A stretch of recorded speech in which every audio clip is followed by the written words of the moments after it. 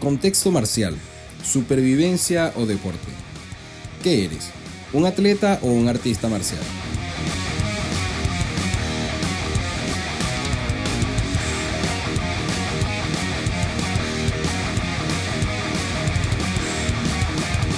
Bienvenidos a este peculiar podcast en donde vamos a estar tratando uno de los temas más álgidos en torno a las artes marciales. Y es que al ser un tema picante fue propio para la inauguración de este espacio en el mundo cibernético en el que vivimos hoy en día. Gracias, COVID-19. ¿No les ha pasado que de repente alguien o ustedes mismos, esa vocecita interna, fastidiosa, que siempre anda fastidiando con las preguntitas y la cosa, y que gracias a ella nos diferenciamos de los animales? Esta vocecita nos pregunta: ¿de verdad lo que estoy practicando, lo que estoy aprendiendo y para lo que estoy entrenando es efectivo en la calle? Es que si eres un artista marcial te vas a encontrar con eso en todo tu camino. Nunca falta el típico amiguito, familiar o perfecto desconocido que te diga: eso en la jaula no sirve, o eso en pavimento no funciona, o te doy 3 tiros y listo. Siempre pasa, ¿verdad? Ahí es donde está el rollo, ¿no? Ahí es donde está el meollo del asunto, que no todo sirve para todos lados. Se tiene que tomar en cuenta una cosa muy elusiva a las mentes ignorantes, llamada contexto. Hoy en día vivimos en un momento en el que la industria del entretenimiento es una de las principales fuentes de lo que llamamos la verdad colectiva. Esta verdad que todo el mundo toma como cierta, como si fueran unas ovejitas, porque si sale en la tele hay que decirle amén. Las artes marciales no se escapan de eso. De hecho, actualmente el colectivo, la gente, el vulgo, considera que las artes marciales mixtas, MMA, y sus derivados son lo mejor que el mundo marcial tiene para ofrecer.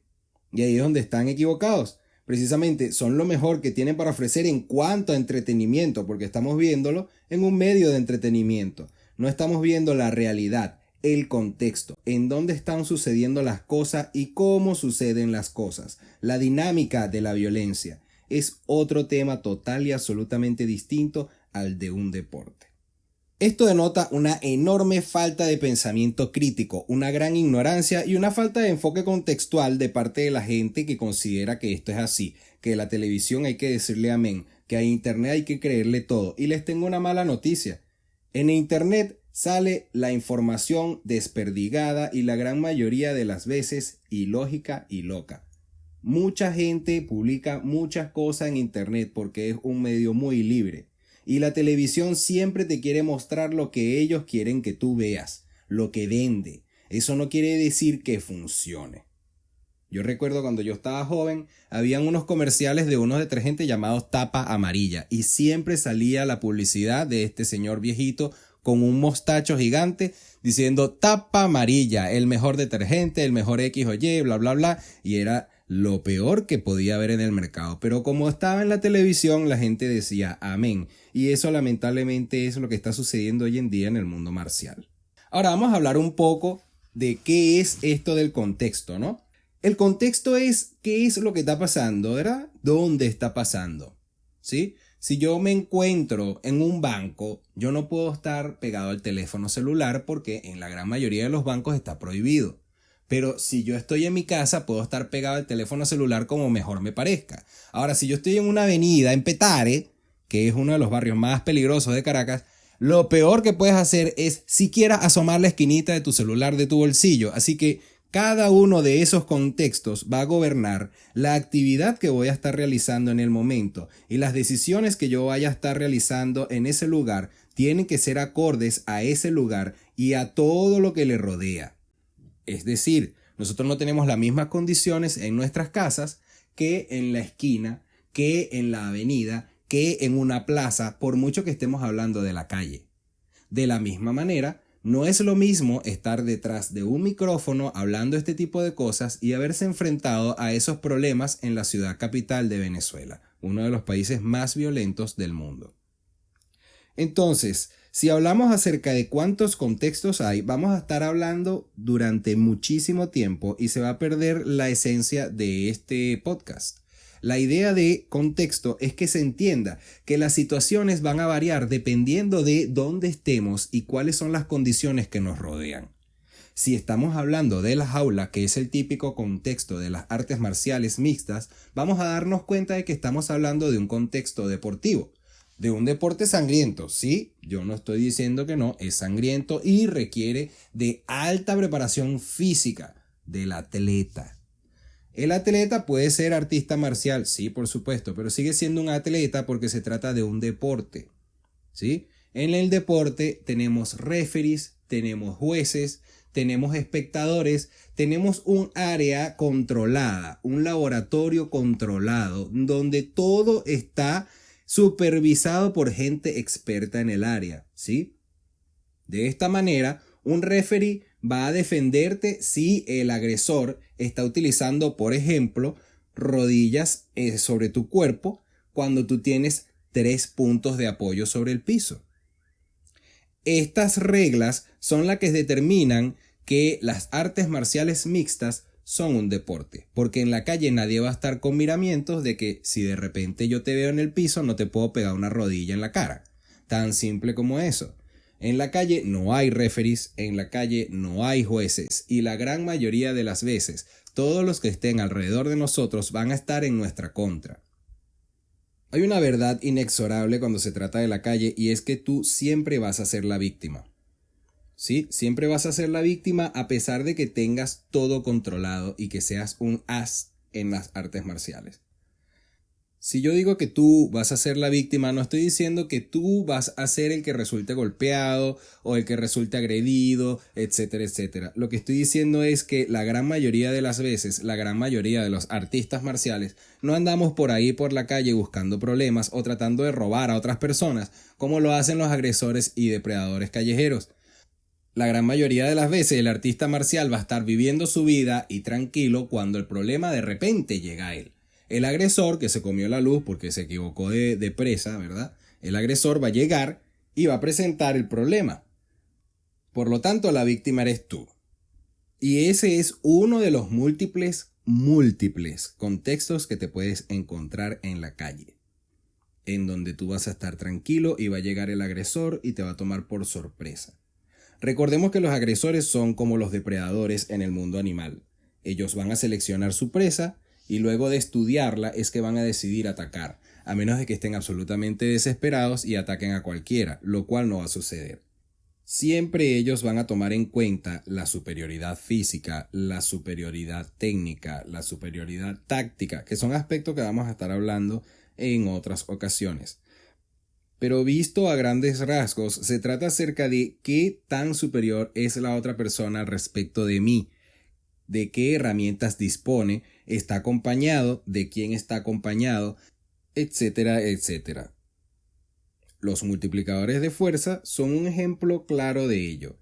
Si un agresor viene a ti, te está estudiando y ve, por casualidad, que tienes algún arma por allí escondida, entre comillas, no se te va a acercar. Y así sucesivamente. Es mentira que una persona más pequeña que tú te va a venir a robar y va a venir a agredirte, a menos de que sepa que tiene un arma o una herramienta que supera tu habilidad física. Siempre va a ser de esa forma. O te van a superar en cuestión de armas y herramientas o te van a superar en números. De eso se tratan los contextos que vamos a estar explorando en este podcast, en donde la función principal es de concientizar a la gente acerca de los aspectos de la violencia real que sucede en la calle, no la ficticia que sucede en el momento controlado, en el ambiente controlado, en el laboratorio del entretenimiento. Además de esto, es importante analizar correctamente las artes marciales para saber si se tratan de un deporte o no.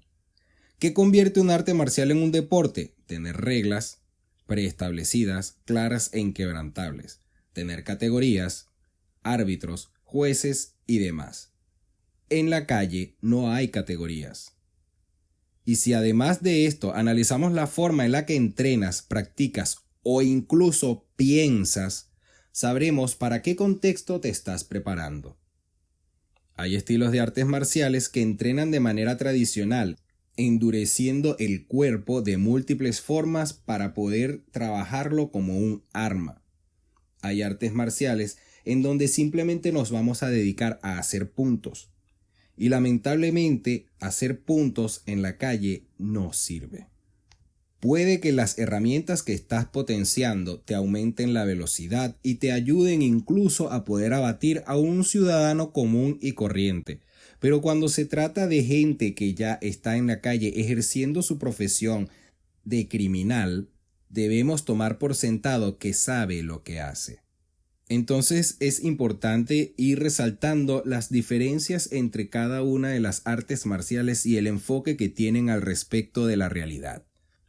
Sin irnos muy lejos, cuando hablamos de karate, por ejemplo, no podemos enmarcar dentro de la palabra karate a todos los estilos de karate que hay porque simplemente cada uno tiene un contexto distinto y se entrena para algo diferente. Por ejemplo, hay estilos de karate en donde lo que hacen es saltar para adelante y para atrás en busca de un punto, en busca de golpear y hacer un kiai y que tengas un ippon y que te den una medallita. Al igual que hay otros estilos de karate en donde vamos a ir por el knockout, donde hay patadas y golpes en full contact sin tanta protección, pero no hay proyecciones sino puros barridos. Así como también hay estilos de karate en donde hay proyecciones y barridos y llaves e inmovilizaciones, además de golpe al knockout, etcétera, etcétera. Como decimos en Venezuela, se dice el pecado más no el pecador. Yo no voy a estar hablando aquí del nombre de X o Y estilo, pero sí podemos ver las grandes diferencias. Hay estilos que se dedican al entretenimiento y el deporte y hay otros estilos que se dedican a la protección personal. Y lamentablemente estos últimos están perdiendo auge gracias a la industria del entretenimiento que tanto daño les ha hecho paulatinamente a lo largo de la historia. Entonces hay que entender esto, ¿no? Hay que entender las grandes diferencias. Si se trata de un ambiente controlado donde no están permitidos, por citar breves ejemplos, el control de articulaciones pequeñas, el uso de ciertas técnicas cuando el oponente está en el piso, los dedos a los ojos, los golpes al cuello o a la nuca, los ataques a la ingle, etc. Dichas técnicas son consideradas juegos sucios y, en palabras más acertadas, poco deportivas porque se trata de un deporte. Tan simple como eso. Lo estás viendo desde la perspectiva de un deportista o un fanático del deporte. Las artes marciales no surgieron como deporte y de eso hablaremos en otra oportunidad. Y el deportivizarlas solamente ha contribuido con su desvirtuación paulatina. El afán de competir y medirse siempre ha estado presente dentro de la psique humana. Siempre queremos tener algo por encima de los demás, queremos ser más fuerte, más grande, más poderoso, tener más medallas, etcétera, etcétera. Esto da, por supuesto, pie a la creación de ámbitos competitivos. Pero al tratarse de un asunto tan peligroso como poner la vida en juego, la gente se ve en necesidad de colocar reglas, normas, categorías y demás condicionantes que en contextos de supervivencia pueden jugarnos más bien en contra. No digo que todas las reglas son malas, de hecho, en mi background llevo a cuestas algunos títulos y medallas de las típicas competencias en ambientes controlados con referees y demás. El tema es no engañarse a sí mismo. Fijémonos por un segundo en las artes marciales tradicionales. Muchas, por no decir todas, tienen dentro de su arsenal ataques a zonas nobles del cuerpo humano: ojos, garganta, boca, ingle. Tienen finalizaciones violentas y crueles que la gente hoy en día las ve como malas porque son peligrosas. Y es que ahí está la cosa. En la calle vas a querer quitarte el problema de encima lo más rápido y violentamente que puedas. No va a haber un referee cuidando de que no sigas llevando golpes después de tapear la lona. En vez de lona va a haber pavimentos, va a haber sucio, va a haber piedras, va a haber escombros, van a haber carros atravesados, van a haber una acera que te desnivela el piso, etcétera, etcétera. Nunca vas a tener un solo oponente y mucho menos te van a pronunciar ganador o perdedor. El contexto del conflicto real en la calle, el que nos vamos a conseguir en el día a día, no tiene categorías. Nunca vas a verte en igualdad de condiciones al respecto del atacante porque en la calle no hay competidores. Hay presas y depredadores. Y ningún depredador ataca a una presa en igualdad de condiciones. Tiene que ser bien idiota, inexperto o estar angustiado por comer para poder atacar a una persona que es igual a él. Lo mínimo que va a tener es un arma, un compañero, un plan preestablecido. Y si nuestro día a día nos hace enfrentarnos a la calle, en contra de la calle es que tenemos que aprender a defendernos. Estamos hablando de un ambiente caótico, un ambiente agresivo, en donde los resultados pueden ser impredecibles y dependen básicamente del agresor. Estos resultados, por supuesto, pueden incluir la muerte. Por lo tanto, no existe solamente un contexto en la calle. Cuando hablamos de la calle, hablamos de múltiples contextos, multiplicidad de realidades. La calle de Caracas no es la misma calle que Santiago de Chile. La calle de Santiago de Chile no es la misma calle que la de Lima, Perú. La calle de Lima, Perú no es la misma calle que la de Toronto, Ontario. Tan simple como eso. El artista marcial debe prepararse para combatir solo y debe prepararse para combatir acompañado. Esto es algo que no todo el mundo contempla. Pueden haber dos artistas marciales bien entrenados que van a combatir los dos en contra de un grupo de personas y lo más seguro es que se terminen golpeando más entre ellos dos que al resto de los agresores. Así como hay artistas marciales que entrenan muy bien el cuerpo pero que no han agarrado un arma en toda su vida y lamentablemente en la calle el arma es la ley. Entrenar descalzo es un problema porque en la calle descalzo no vas a estar. Entrenar siempre en suelo plano es un problema porque la calle no es plana. Si hay algo de las pocas cosas que me gustan de la jaula es que entrenan por lo menos en contra de paredes, porque la calle tiene paredes, obstáculos, hay autos atravesados, etc. Además de eso, la calle tiene diferentes temperaturas dependiendo de quién eres tú y dependiendo de dónde estés. Por ejemplo, aquí en Santiago de Chile, por mucho que te vayan a robar y tú te quieras defender, eres un extranjero y siempre te van a ver como extranjero. Por lo tanto, lo que tú le hagas a esa persona va a correr por la cuenta tuya y por la cuenta de todos tus paisanos, porque estás representando en ese momento al país al que perteneces. Y en un mundo tan racista y clasista como el que tenemos hoy en día, imagínate siendo pobre y teniendo un color distinto al resto. A eso es a lo que me refiero al respecto de la temperatura de la calle, cómo están los ánimos. ¿Quién soy yo al respecto de los testigos de la agresión que está sucediendo en el momento? La opinión pública al respecto de los testigos de la agresión va a cambiar dependiendo de cuál es tu vestimenta, cómo hablas, cómo te mueves, qué es lo que dices, en dónde estás y a dónde perteneces. Y esos son contextos en donde la gran mayoría de la gente que hace deportes marciales no ahonda, lamentablemente.